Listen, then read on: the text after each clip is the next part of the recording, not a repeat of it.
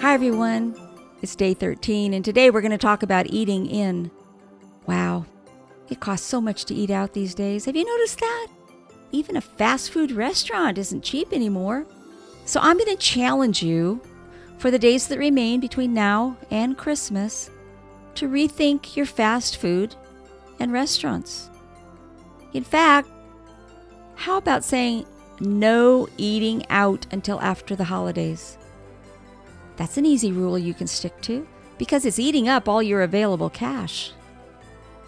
So stash the money you would have spent on fast food and eating out into your holiday cash fund.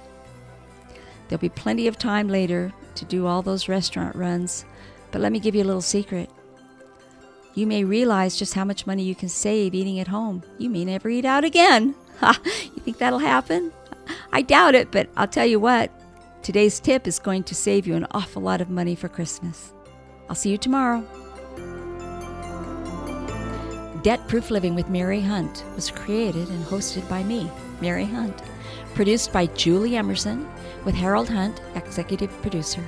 Save time, save money every day, and make it easy on yourself. Subscribe at everydaycheapskate.com.